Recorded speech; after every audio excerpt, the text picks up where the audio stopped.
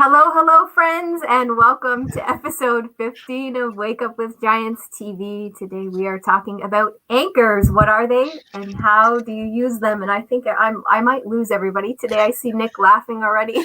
I am joined here. I'm Lady Luck, and I'm joined here by Nick, the Gentle Giant, Ryan the Lion, and Nicole, Cola the RPG. We have 1 minute till we're on live on Access, so we're not going to do a huge centering today, but we're going to breathe. We're going to sit and breathe. So I'm going to invite everyone to close your eyes. we're going to breathe gently, not heavily. There is a difference. There is a difference. I might lose it. I might actually lose it. All right. But it's all about the experience. All right. Breathing in and out. In and out. In and out. All right, friends, we're going to head on live right now so that we are not late here.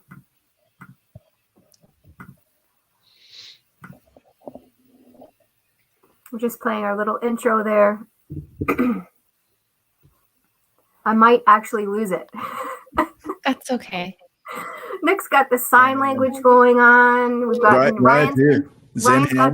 Ryan's got the heavy breathing going on today. Goodness. You're welcome, everyone. Yeah. We're in for a treat today. We are in for a big treat today. All right, we're a couple of seconds here before we're live. Then there's Nicole with her crystals. Yes. Me too. Tiger's eyes. Hello, my friends, and welcome to episode 15 of Wake Up with Giants Radio. I am Lady Luck, and I am welcoming you all here today. I'm so excited to have in the studio with me today Nick, the Gentle Giant, Ryan the Lion, and Nicole, Cola the RPG. We're excited to talk to you today about anchors. What are they, and how do you use them? And no, we're not talking about anchors for your boat, Ryan. I know you were thinking it. I know that was going to be the very first joke. We're not talking about the anchor that drops on your boat, but I will talk about the definition of that anchor. You're taking away all of my material right out of the gate. Right off the hop, I stole his material. That was the quickest episode ever. Yeah. It's all done. We're done. It's all done. There's nowhere to go from here. Sometimes anchors are like a boat anchor. They are like a boat anchor, and that's how I was going to start us off today, Ryan. That's why I stole your joke today, because I was going to start us off by talking about the actual boat anchor, because a boat anchor is something that's made of metal, and it connects the vessel to the bed that's under a body of water. And the reason we do that is we're preventing a vessel or a craft from drifting, because there's current or there's wind, right? And so we're keeping that boat from drifting. And that exactly is what an anchor is for us. It's keeping us from drifting from our goals and from our dreams and our desires. It's keeping us stable, just like an anchor does for a vessel. And so that's why we're talking about it today. What does that bring up for everyone? I was going to look at the etymology. I love etymology. I just eat it up. But the word anchor is angle. That's what it means. It's like a hook. And so something we hook into. So it's designed like a fish hook, kind of the same idea. But yeah, it's designed to really catch something as well. It could be an anchor to catch something, or it could be an anchor to hold us in place. Absolutely. So you could use it both ways. Absolutely. And oftentimes we see people as anchors in our lives. I don't know if you've ever heard of an anchor relationship, or when we say he's my rock, or she's my rock, or she's my anchor. It's someone that we rely on. So just like the vessel is relying on the anchor, it's someone that we rely on, and it's somebody that we see as providing that stability for us. But I mean, when I actually look at anchors in my life, I look at things that are completely non-negotiable in my life. These are those main things that I know I'm always going to do every single day. They're keeping me motivated. They're keeping me on my path. And I set those anchors. I intentionally set those things, and I hold myself accountable to those anchors, like my meditation, like my journaling. And there's ways that we can use anchors and set them to help us reach goals and to help us move forward towards things. Yeah, when we go ahead. I got to highlight, this is way off topic, that Nicole is probably actually drinking coffee out of a beer stein. I know this is way off. No, this is, I know where you're going with this. Go for it. Yeah, take it. No, an anchor, it keeps us from going backward too. But I don't know where I was going with that other than just pointing it out. I thought it was awesome. Well, I chose it today because it says Ireland forever in Gaelic. So it's one of my anchors. So I had it with me today to really anchor in having my heritage, my ancestors with me. So there is no accident in that. No, and I love that you called that out or pointed that out because she had that on purpose. And sometimes we call those things like our lucky charm. Like how many people, Ryan, do you have a rabbit's foot? I have. Of anybody I know, yes. I would think Ryan has a rabbit's foot. 100%. Don't touch me, lucky charms. Yeah, I have all kinds of charms. And so what does that anchor in for you, Ryan? What is that rabbit's foot for you? I played baseball, so like I'm strangely like I don't know. I just always like if you cross over a line, instead of if you step on the base wrong, if you wear your rally cap, those kinds of things. So I'm like very superstitious in some regards. But I'll hold on to tokens, mementos. Nick and I'll do it. In fact, on Facebook, mine and Nick's currently our image is a rock. And it's got a perfect X through it. And it's just like the lucky rabbit's foot. That one stands for exactly where you're at, is where you're supposed to be. Like you are a giant. It's inside of you. So it's a reminder. It's that anchor for us that, we have the potential to do anything we want to do. And we're where we need to be. We're right on time. The rabbit's foot, it signifies luck. And so people put it on keychains and, I feel bad for the rabbit. But maybe wasn't as lucky for him, But for us, it stuff like that signifies, a reminder, which is an anchor. Yeah, absolutely, it does. I got my lucky candle here. This is a Woodwook petite candle. It smells delicious. It reminds me. Yeah. I don't know what it reminds me of. Well, so what you're saying though is that there are these things in our environment, they're triggers that remind us to be present.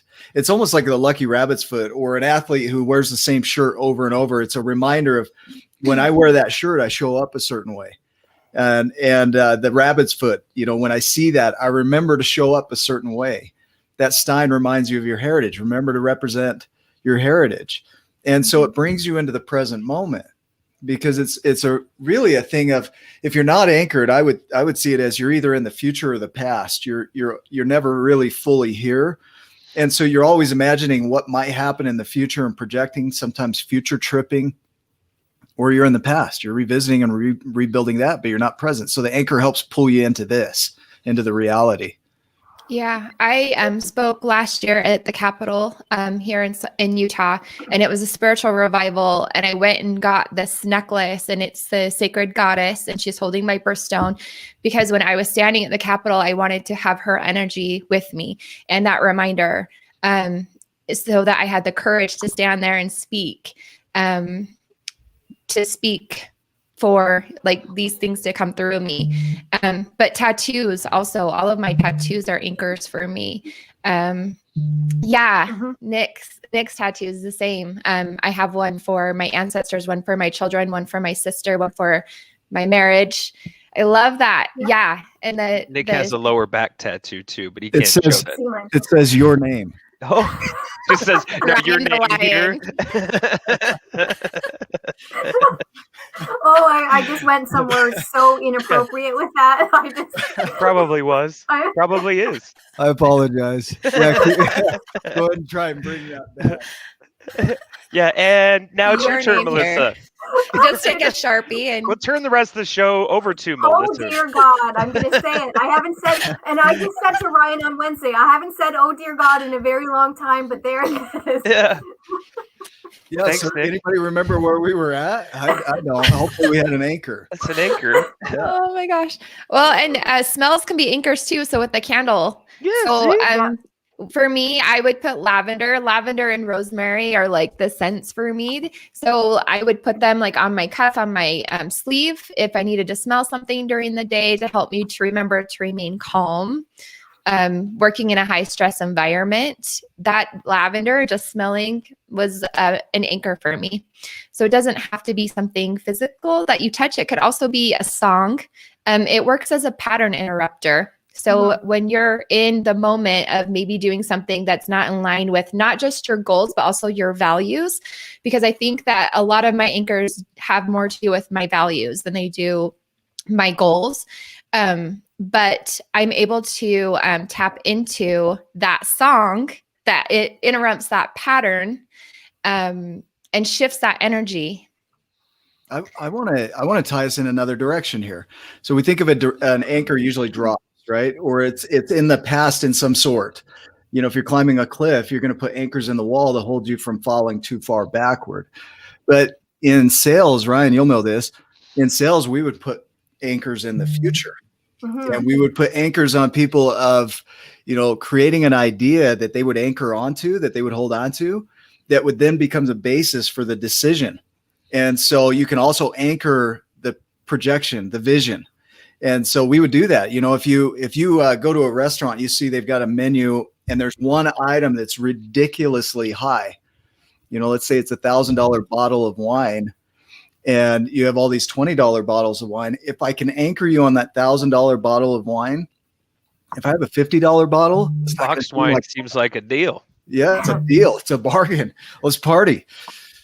So it's really one of those things that you can use in either direction. You can hold it from going too far backward, but you can also anchor into the future of what you're creating.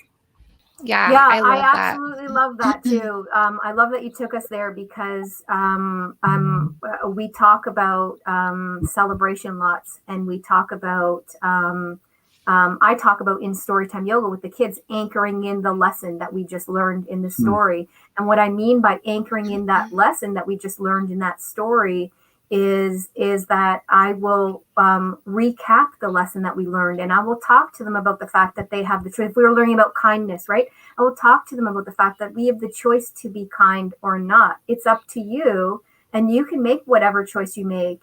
And we anchor in the idea that how it feels in our heart to make the choice to be kind, and how it feels to actually be kind to each other. But then we also anchor in the knowing into our mind that we had that choice to be kind or not to be kind. And so we're really learning that we have options. We're learning the lesson, but we're learning that we have the options of the lesson, and we're keeping that inside of us, in our heart, and we're keeping the knowing inside our minds, right?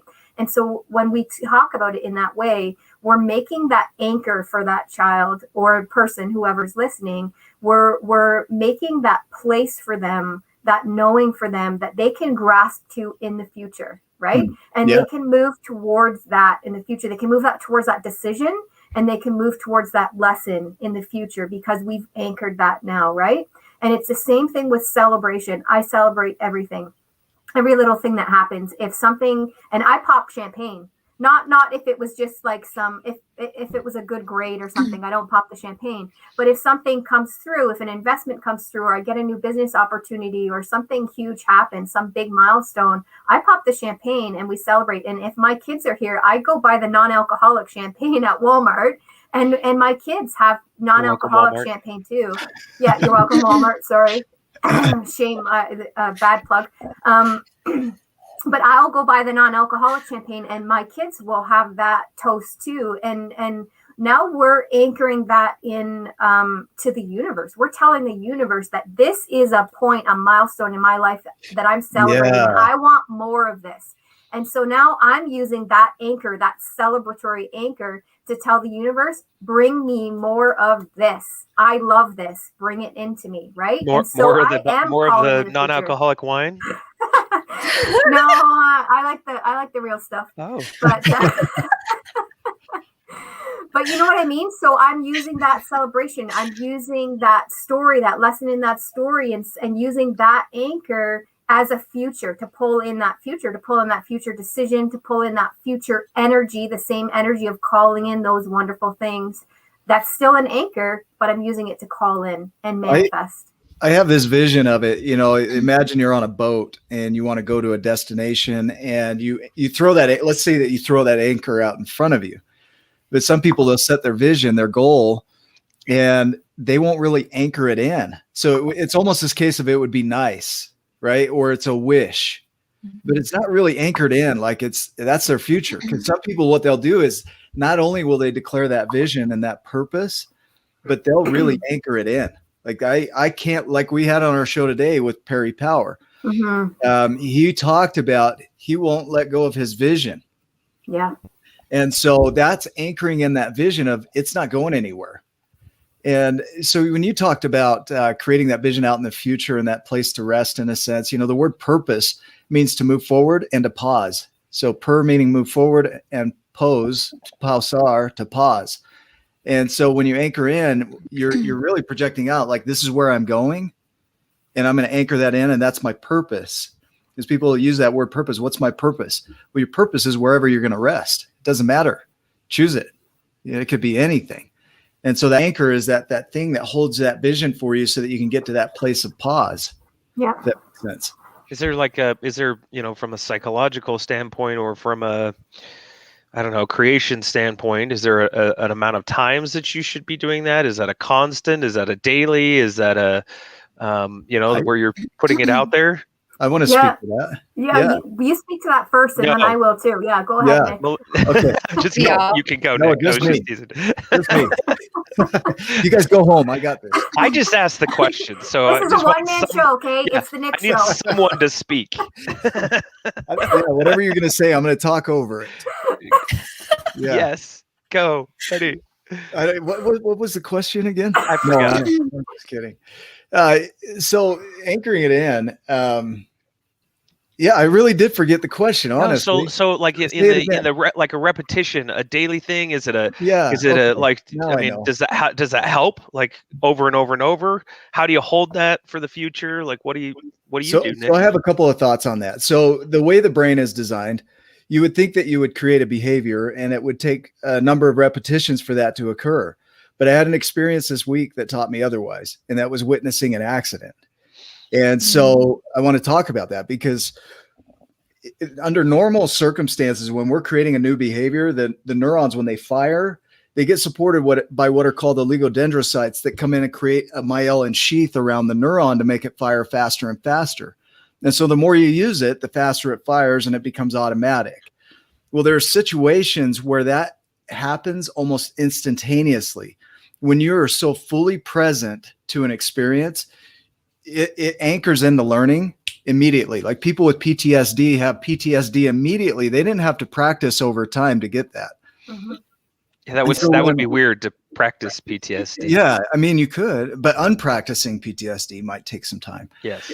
But I remember this accident. So I'm coming up on the freeway. There's a ball of dust, and nobody's there yet. This girl just barely rolled her car.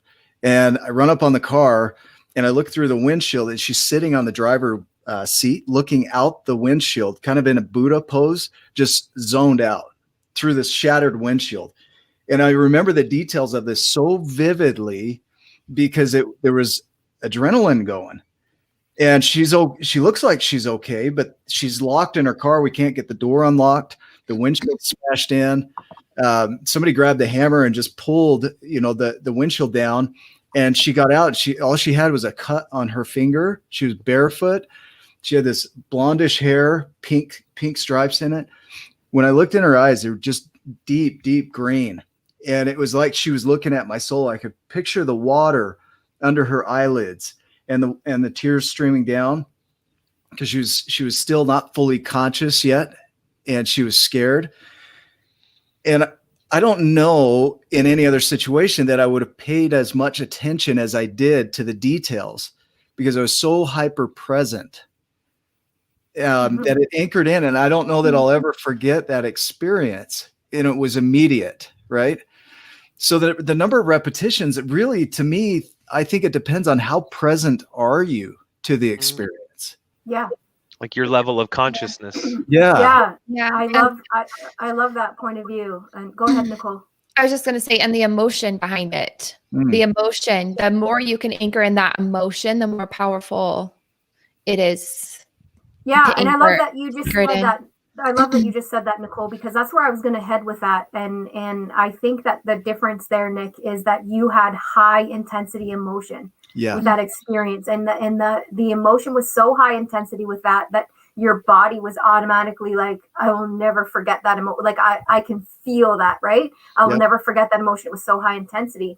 But when we're talking about moving towards something that we've not experienced, and we're trying to manifest that, and we're not used to being in the emotion of it because we've not experienced it yet, and that's why we're manifesting it into our lives, right? So when we're trying to anchor that and create an anchor for that, we're creating it using what we perceive that emotion is going to be when we get there. Okay, so if I'm going to create an anchor, I'm going to pick something that's unique to me, first of all, so that it's not like a doorbell ringing or something. You know what I mean? It's something very unique to me. I'm going to keep repeating it, and I'm going to make sure that the emotion is very intense that I'm feeling. So I'm going to feel into an emotion of something, okay? And just say just say it's a pinch on my finger, okay? In between my fingers here. And that's going to be the anchor for me, okay? So I'm going to feel into that emotion. I'm going to get my body into the emotion of the thing, the place, wherever it is. Just say it's your movie premiere, okay? Your movie premiere, you're standing on the red carpet. I'm feeling into the emotion of standing on the red carpet, all of the people around, the cameras flashing, the microphones in front of me, the person there that wants to interview me, and just you can hear the crowd, you can hear the buzzing, you can see the bright red of the carpet. You can almost feel the carpet under your feet, okay? Now I'm going to pinch. Now I'm going to pinch in between those fingers because I'm fully in that emotion, okay? Now I'm going to pinch. And then I'm going to stop pinching, and I'm going to take myself out of the emotion and put myself back to where I am, back to normal, okay? I'm going to keep repeating that and moving into that emotion because I want that feeling. I'm moving my body towards that emotion, right? And that's how I'm going to create that anchor of that in order to manifest that. I feel like I went to like obedience school, like when a dog gets trained. Yeah, it's like Pavlov's. Yeah. But whatever it is, I mean, it could be Nick. like putting your thumb in your fist. It could be, it could be the rabbit's foot. It could be whatever the anchor is. Yeah. Right? Also, the EBT training.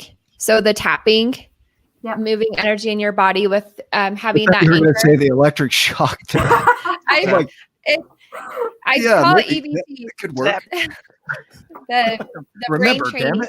it. So with tapping and moving that emotion, that energy through your body with that, whatever it is that you're creating, especially when I'm working with people with like food and how they look at food, and that being able to anchor in the new feelings, like with tapping into your body.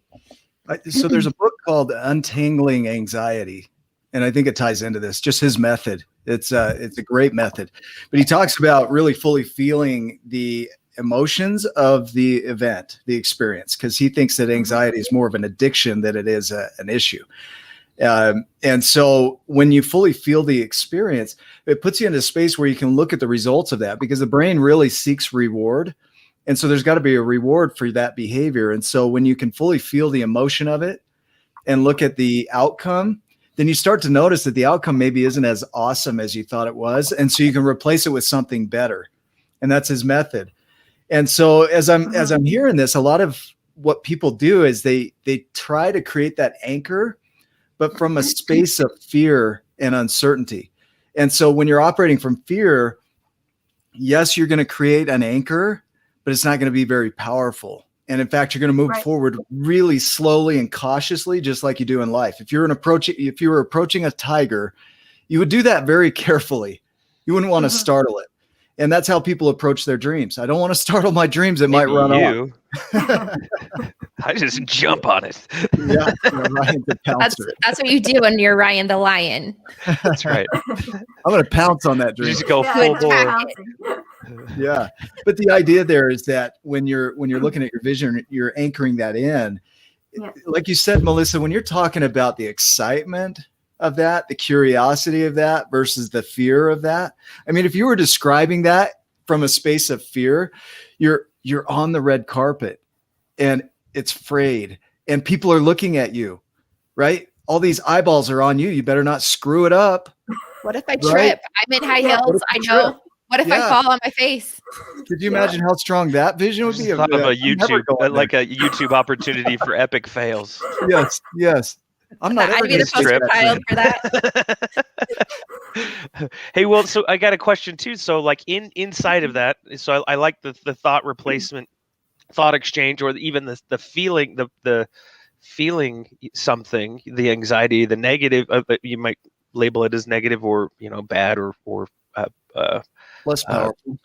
yeah, feeling that you don't want to feel, let's say, and then you can flip that in a different direction. You can transmute that energy. I was wondering about how do you raise your level of consciousness? Because if somebody, just isn't conscious of that, of their behaviors, is there any tips, tricks, things that you could do just throughout your day? Is it just a little bit at a time? Is it just, how do you do that? I think that starts with awareness, Ryan, honestly. I mean, you can't raise anything or change anything until you're aware of it. You really need that awareness. And whether that's a positive behavior or a negative behavior, unless we're aware of it, we're not shifting anything or changing anything. And I think a lot of the time, all of us are unaware. And it takes somebody else pointing it out to us or us experiencing something, being in experience of something and going, oh, wow, that just hit me. That's why I'm behaving that way somewhere else. Or So first, maybe there's that desire to do something different or have something different or grow through something, not knowing exactly how to do it.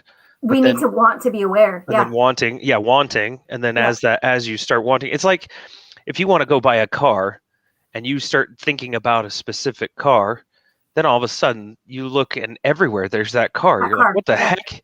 Or you go buy it and all of a sudden that car is everywhere. Like everybody else is buying my same car, But the truth is that they were already buying the car. You're just now more aware or conscious of it. Yeah. So that unconsciousness, that's a beautiful thing. Because Alfred North Whitehead, he says that it's the number of things we can do without thinking by which we advance, right? And so it's a positive thing when you can do a lot of things without thinking. If you could imagine all the things you do in your day, if you had to think about them, you'd get nothing done. Oh, it'd be exhausting. Yeah, and it's not the good ones. It's not the ones that serve us that we're worried about. It's the ones that are not serving us. It's the places where we kind of feel small in our life. Because there's places where we feel giant. I don't want to transmute those.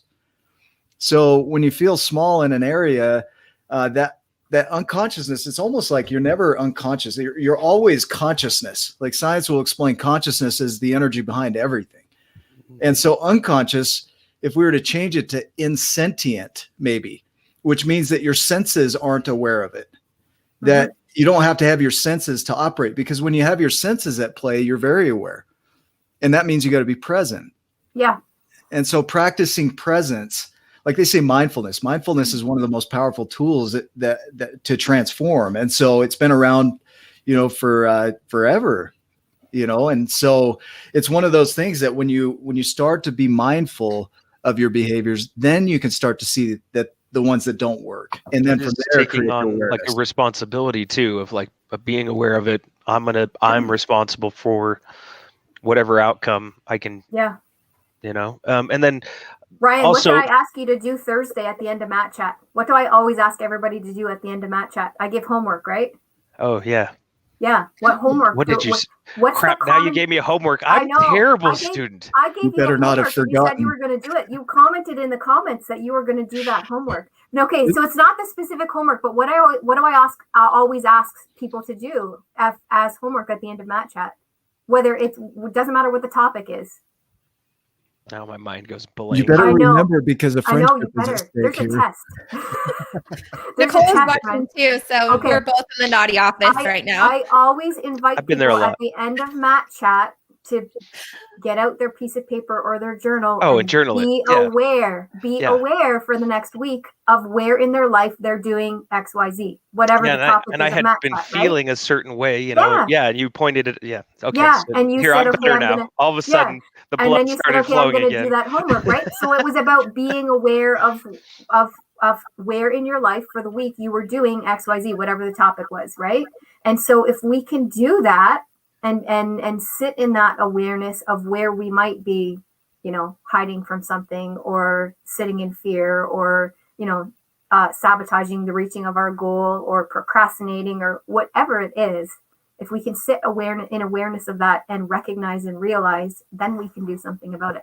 Yeah, I had talked about the fear and like the feelings, and so to not feel the feelings that I need to feel, Ryan sometimes just gets really busy and just works, and just to numb the, some people play video games, some people drink, some people smoke, whatever, do drugs.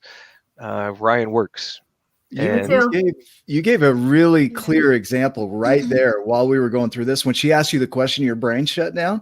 Mm-hmm. That's how quickly we can go to a fear state. I mean, your brain literally shut down. It's not an accident. It's the way it's designed. Happens a lot. And you couldn't access the information. So there's this panic that occurs. That shutdown is where people try to operate from. Your goal isn't to operate from the shutdown. How do you create from a reptile brain? I don't see lizards out there creating rocket ships. They just don't do it, right? Hey, they created insurance companies. They did. The Geico Gecko. There you go. There's another plug. You're welcome. But you think about it, that your goal with that, when you get into that fear state, is to really get into a mindful state, to get present, and then from the presence to create. And so I think, by accident there, you just showed us what happens when you go into a fear state. You really then I have like a coach to then also point those things out to me that I wasn't even being aware of, where Melissa could say, hey, do this. Yeah. And I'm like, oh, okay, yes, you're right. And then it raises my level of consciousness, because she can see it from the outside, where she's been there. And we do this. I know us as a league, where constantly we're going through things in our life, and other people inside of the league are pointing that out. Hey, good job on this. Maybe you could do this. Ryan, wake up. That happens a lot. Wake up, Ryan. Do pay attention to what you're doing. And but I'm grateful for that. I'm grateful to have coaches and people that can see my blind spots. Sometimes people say, hey, stay away from friends and family because they're dream killers. I got a new vision or a new take on this, where somebody had mentioned about actually being like going to your friends. And it was a very powerful man named Elon Musk. And Elon Musk said, your friends, even though they're scared to tell you, a lot of times they'll tell you, oh, good job, you're doing great. Your family will say that, but they also know the reasons why something won't work or whatnot. So it's always good to explore both sides of that coin and ask them honestly, like there's no judgment. I want you to tell me, where do you see my weakness? Because they will see it, just like a coach that has experience or knows who you are can see that. I saw that same interview. That was a powerful interview. Powerful. The man cried in the interview, and I was just like, that touched me more than anything, to see him be that human and that open in the way he strives towards his goals and manifests. And he's so dreamy.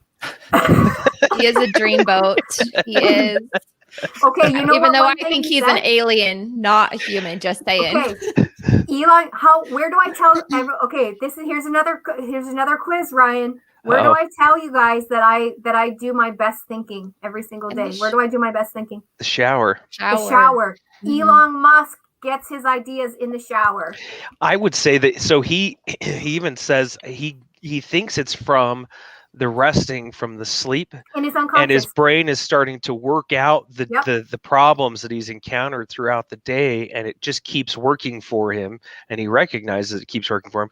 When he wakes up and takes a shower in the morning, that's a calm, and it's then now coming to him more clearly, the things that he should be doing, because his brain has been working on it all night long. Well, if you think about it too, the mind isn't just the brain. People get that, they get hung up like you think with your brain. No, we are fully conscious everywhere. So when you get a shower and water's running over your entire body, it's going to trigger nerves everywhere, which means that you're having a full body experience, which means you're going to be more creative. And so that creation isn't just from here. This isn't the only place you get it. We're sensory beings. We're really designed like antennas. If you look at the way we're structured, we're designed to receive and to broadcast. And then we try and interpret. So when Melissa's saying, read my mind with this question, and you better get it right, then I start to freak out because I'm like, well, I need some of the broadcasting. Can you help me out with that a little bit? Some of it I'll remember, but some of it puts you into that panic state. And you're like, well, my antenna just shut down because I'm not receiving the information I need to finish out what you're asking. So part of anchoring, dried out throat here. Anchoring is being clear on your communication, on what you're broadcasting, and so. While we go to commercial break, I'm going to go take a shower. Just kidding. Thank you for saying that, because I was just going to take us to commercial break. Thank you very much. You're welcome. We will be right back. All this talk about water. Nicole will be right back. Yeah, I just got water. I dried out there just talking. Yeah. I saw that interview, Ryan. I absolutely love that interview. And it opened something up for me. Not only the fact that was why I was doing that amazing thinking and solving problems in the shower, but also why I get such downloads in meditation, because I get up right away. I go 6 o'clock in the morning, I'm up right away, and I go right into that meditation, and I get these visions and these downloads, and it's like I solved problems in my meditation. Well, it's because I did it while I was sleeping, and now it's coming out from my unconscious into my conscious. It's incredible. I'm having a thought about mindfulness. It's like mind in its fullness, right? Which means that's a full sensory experience. Mm-hmm. I'm super conscious of this episode. Instead of, I'm not going to yell into the microphone that I'm on the radio. I had to cough just then, and I put it on mute. And I thought I put it on mute last time when I'm like, I'm on the radio, kids. Those are fun moments. They are fun. Hi, everybody. That was so funny. Yeah. I was Outtakes. just like, yep, you are. I was just excited. I'm on the radio. We're right here with you. We know that. Why are you yelling at us? Maureen's like, eyes go big. What a cool human Maureen is, too. Oh, she's incredible. Yeah. I don't know if she's watching today, but we just told all of our social media friends how incredible she is. Yeah, go follow We Maureen. love her. Maureen Pisani. She's the real deal. Yeah. Yeah. Yeah, she's a good soul. And she cooks. She does.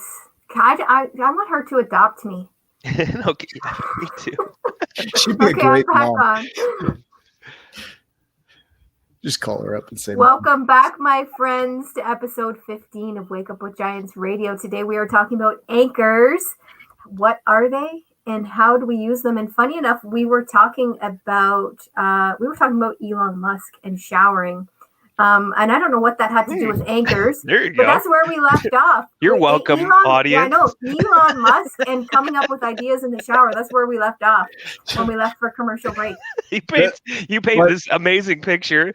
We were talking about Elon Musk in the And shower. showering. I know. Well, Nick, your mind wasn't supposed to go in the gutter. Okay? It So I have to remind you of just these does. things.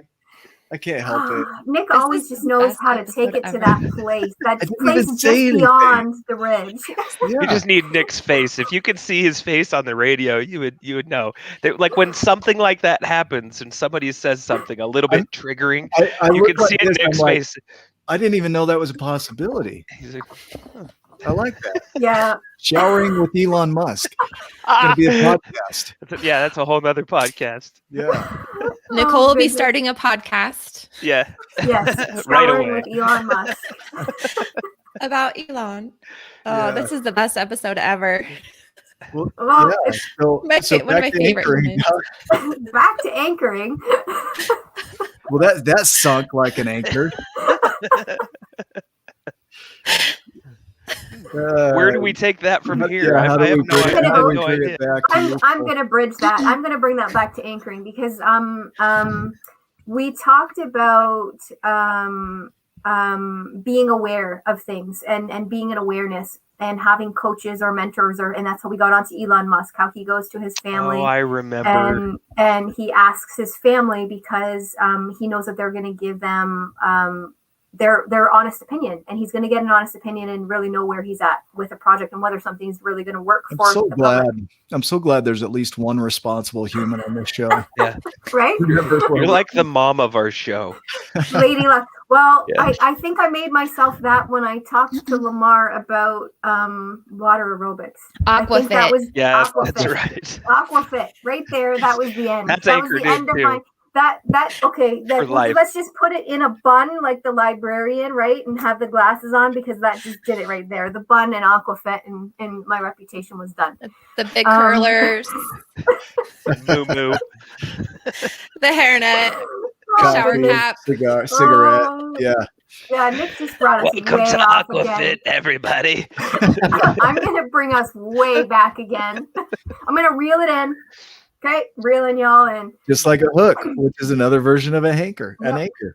I'm reeling y'all in. All right, so being in awareness and speaking to other friends and family about being honest with us about things that are going on. And I had an experience yesterday, and that's why I want to share this, because I think that it will help all of us to sit in awareness and receive.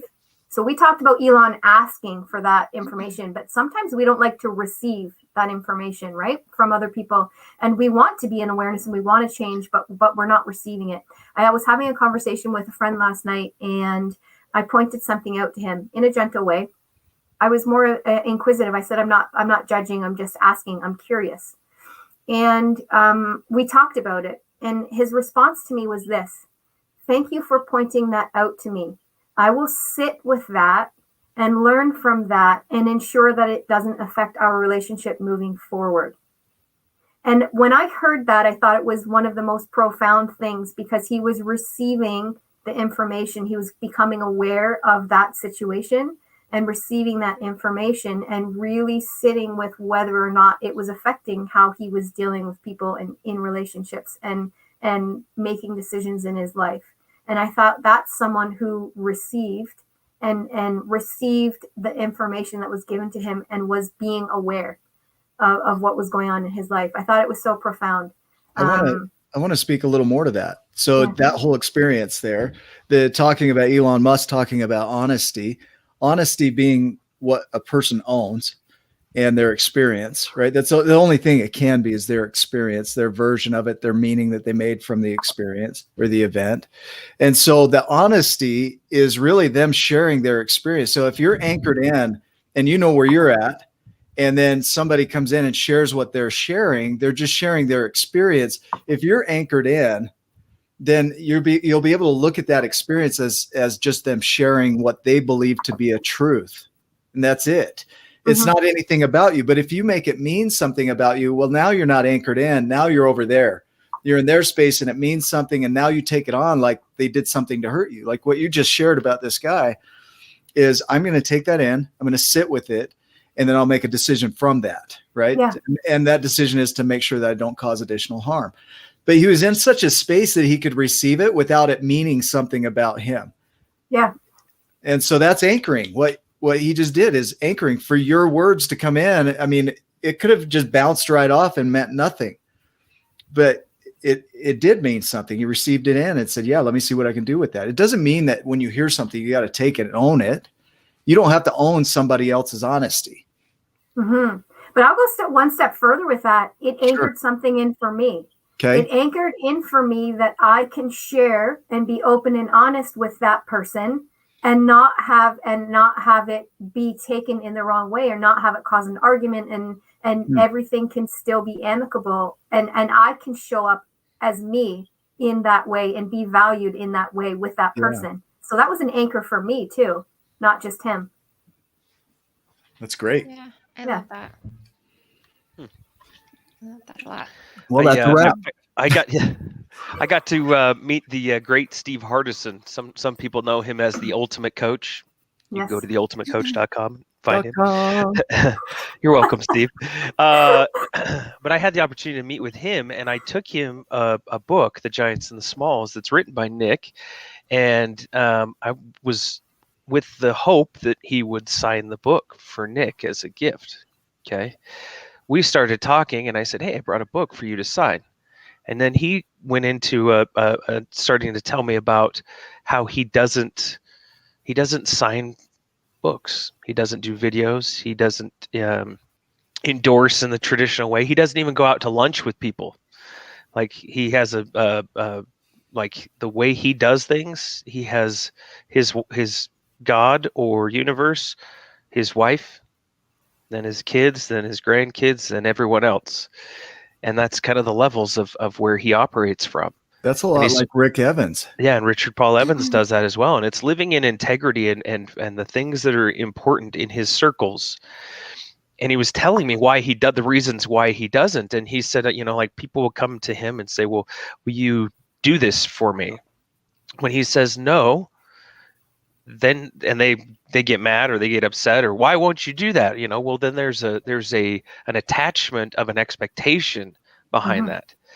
But truly, when he told me this is not what I do, he's like, but just I hope you receive that in love, that I'm going to do it in different ways for you, and we're gonna learn together differently. And I said, there's no expectation. And it actually, for me, I maybe a year or two ago, I probably would have been like, well, what the heck? It's just a signature. Why won't you do that? You're the giant in the book. Why wouldn't you do this for Nick? But really, then that was for me, and there was an expectation. And the beauty of that is that I have come to a place too where I can see that, and I can see why the reasons why he doesn't do some of the things he does and doesn't do. And I was like, you know what, Steve, that makes me honor you even more.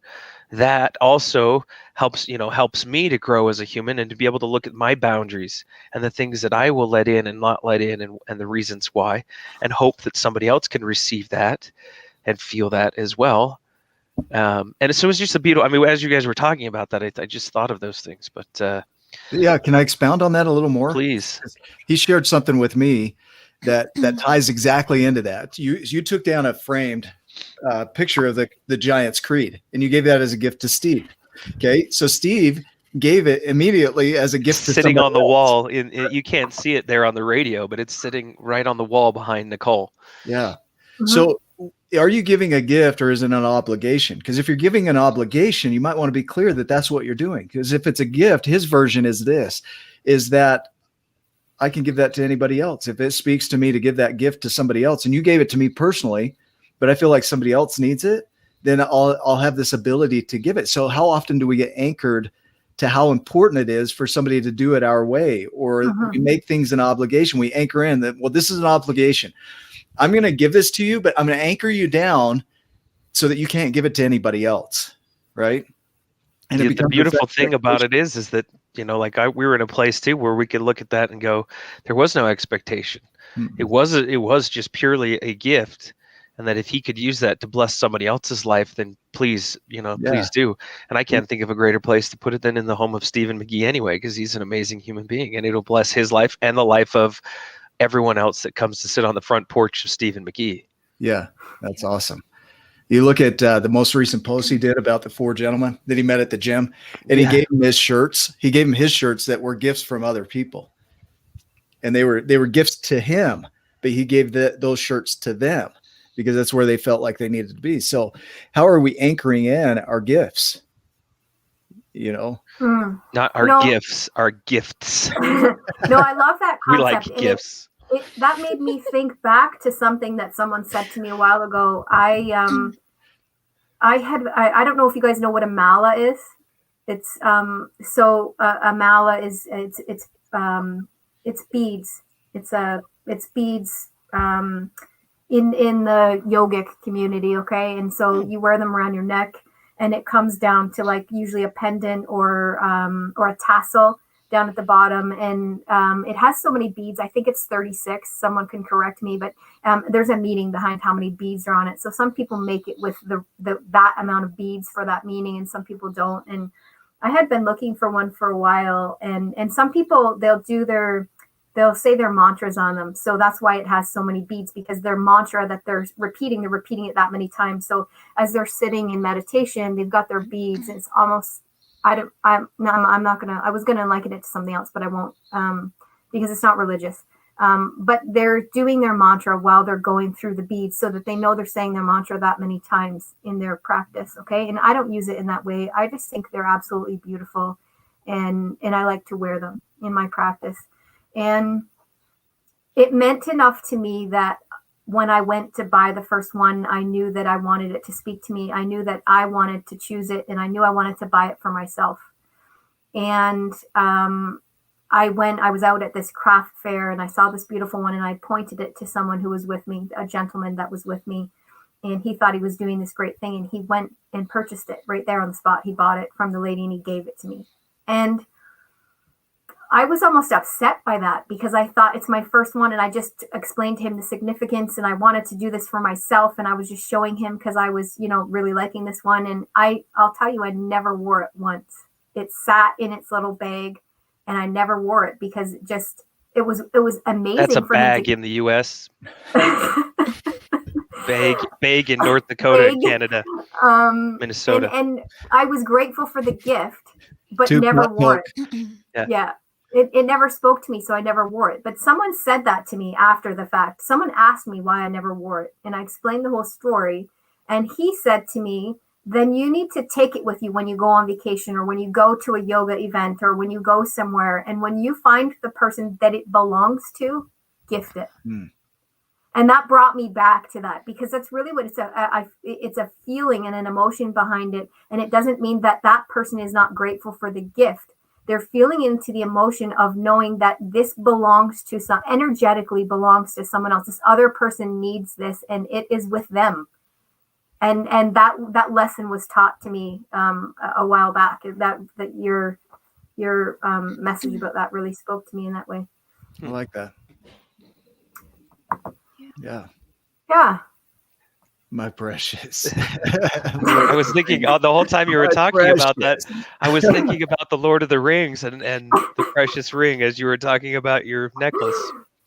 That's beautiful, actually. Well, how much do we attach to things? I mean, we're all going to pass at some point, and all of those things are going to stay behind. And so we anchor into things that maybe don't really matter. What we could anchor into is experiences. Because if the reality is that consciousness is behind it all, then consciousness will take those experiences forward. But the tangible things, they're gonna fade. They're gonna rust away. They're gonna come apart. They're gonna get broken, burned. All these things, especially if you have kids. Yeah, they're gonna return to the chaos. Yeah. So anchoring into what's important, the experiences. Go ahead, Nicole. I was just going to say, this reminds me of when my grandma and my nanny and papa passed away. The only thing I wanted in their house was this blue candy dish. And everyone else wanted my grandma. She was such a diva. So she had all these beautiful diamonds, all these beautiful things. And they're like, Nicole, do you want to sit down with the girls and go through the jewelry? And I said, no, I want the candy dish. And they're like, why? And I said, because I remember going to my great grandma's house and getting candy out of that dish.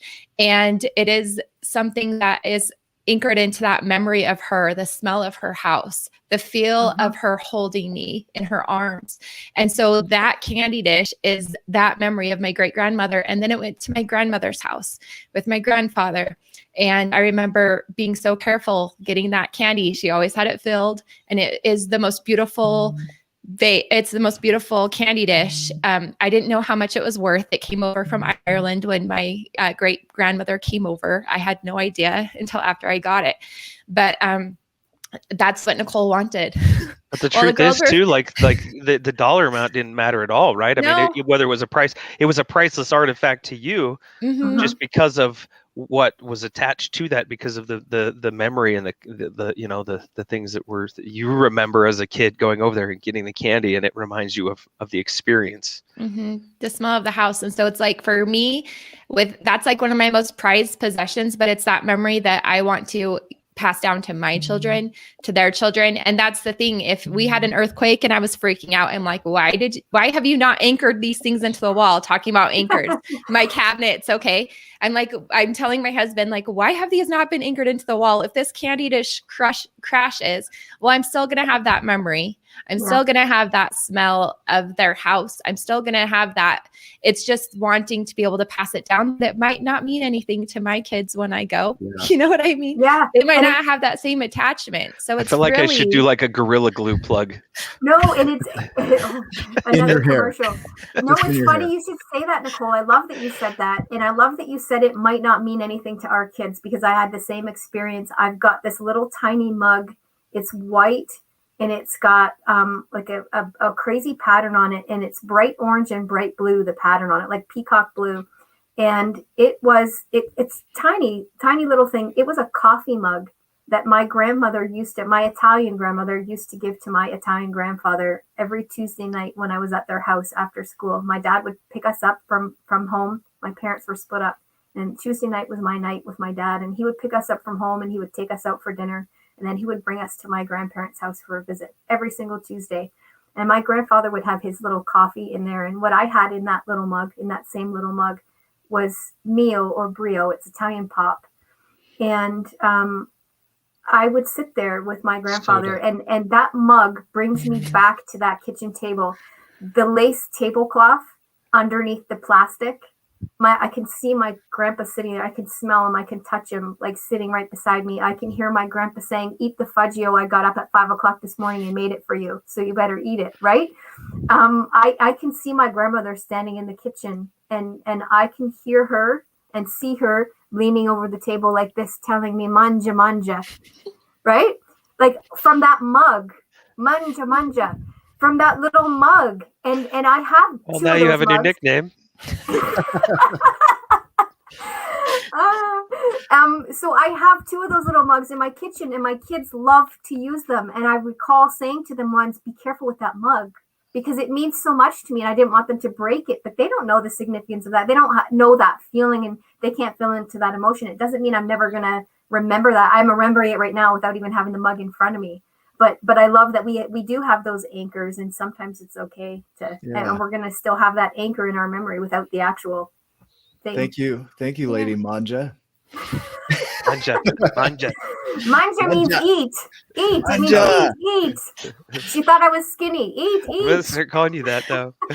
So I'm wondering, if we were to kind of pull this all together of what an anchor is and what it can be, it's multifaceted, right? So it doesn't have just one meaning. And I'm curious what you guys see as the common thread through anchors. Like they all have a rope attached, right? In a way, they have something attached to them. So what do you see as the common thread? There's no right answer. Just I know everybody just went into fear. Yeah. What is Nick looking for? I'm gonna go take a shower. Nicole's intuition just throughout the emotion. Yeah, that's the conscious emotion, I guess, is what immediately came to Nicole's mind. I didn't go to a space of fear. I went to a space of conscious emotions. I went to unconscious and almost passed out. No, That's beautiful, Nicole. That was absolutely beautiful. Yeah. I love that you said that, because I'm thinking in my mind, well, it doesn't have to be tangible, and I'm thinking all that stuff, but that wrapped it right. That was perfect. The emotion, the emotion is the important part. Wrong. Yeah. Well, and Hugh. Just kidding. That was a wrong answer. 42. Yeah. Yeah. All right. You guys are way Nice try though. In the comments, Hugh was talking about your body. Your body can also be an anchor. So he's talking about your heart being an anchor. So it doesn't have to be anything outside of yourself. It can be like, I'm always grabbing my heart and anchoring in emotions, especially on the show. I know you can't see me on the radio, but I'm usually at home, like just touching my heart and anchoring it in the emotion. And so it doesn't have to be anything outside of yourself. Sometimes she'll like whisper things too, like, yes, that's amazing. Yes, you're doing it. And then we're like, you like wonder if you're hearing like spirits or voices. I think then you it's in my head, Nicole, and you're like, but it's Nicole. I never know what's coming out of my mouth. It's perfect. It's exactly what needs to be. I think I'm using my indoor voice and it's my outdoor voice. It always gets me in trouble. Radio. Yeah, on radio. Emotion, and you say that as a thread. If I'm looking at the future and I feel the emotion of that future event, or I look at an experience and I feel the emotion of that experience, like the coffee mug, right? Manja manja. And I look at the experience of giving a gift and the emotion of that giving of the gift. That makes so much sense to me, that emotion would be the thread that ties anchoring together, because it builds that memory. And that's what we're here for. That's the experience, a memory, the meaning of it, because we give it meaning. Think back to the pinch. Think back to the red carpet. Well, Yeah. this pinch doesn't mean anything. It could be anything. Right. The important part of setting that anchor is that when I make that pinch, I know that I'm coming into the feeling of that, and it's bringing me back to that emotion that I'm creating, right? Yeah. But it could have been anything. It's the emotion I'm creating and where the place that I'm putting myself in to manifest that. Yeah. Right? There's the book, The Feeling is the Secret. And if you haven't picked that up, that's maybe one to go explore and dive deeper into, because it's just what we've been talking about today. Yeah. It's perfect. That's all I got. I feel complete. I do too. I was just going to say, though, that just brought me to like my nightstand, Ryan, with the million books. Like Nick tells me to read one, Maureen tells me to read them, Ryan tells me, then Nicole. I have a nightstand full of books and none of them are read. So we'll have to Just work start on with that. one. Start with one page in one. Yes, I know. You can do it. Shallow. That's your steps. homework. I hope you remember next week. I'll ask you. You're gonna put me on the spot next No week. pressure. Yeah. No pressure. Oh my goodness. All right. We are going to say goodbye to our radio fans. We're going to play our extra here and invite you all next week on Access Radio here, and all of our friends on social media, to come back and talk to us about routines. How do routines and rituals help us? This kind of ties into today's an extension of today's episode. So we invite you all to come next week and Love talk you to us too. about that.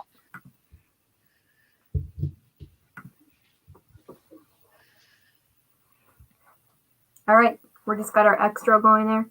That's outro in America. Outro. Outro. Same thing. Bag. Bag, Soda pop. bag. Beanie, toque. Duke. Not toque. Yeah. How That's about you smoked guys out. answer Hugh's question there? Here's something. Do you notice it? Sometimes they do. Yeah. I get, It could be a trigger too. Something that reminds you. yeah. I agree. I get synchronicity. Numbers, feelings. Crows. Crows and Ravens. ravens.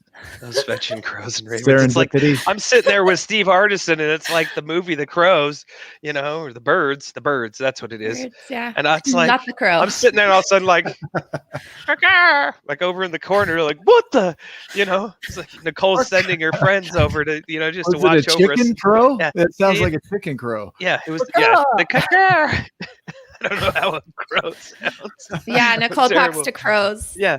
And But I speak that language. I said something about like being a fly on the wall for all the conversations that Steve Hardison was having. Nicole sent crows. Yeah. That's what I Why do. do the crows keep calling my name? Thought Caw. Thought caw. No, Saturday Night Live. Love it. Speaking Yeah. of which, Elon Musk is going to be on Saturday Night Live on Saturday, this Saturday, the 8th. Right in time for Mother's Day. Serendipitous. I'm a little It is. excited about it. A present just for Nicole. Happy Mother's Day. Yeah. It's Kellen's Korean birthday. In Korea, the 8th is his birthday. He was born on the 9th, but Well, watch the episode in the shower. oh, I will It'll help you. do some manifesting in the shower. All right. You're welcome, Giants. We're going to say goodbye to our social media crew. Yeah. Join us next week, and thank you for joining us today. We appreciate you all. Oh, Marina's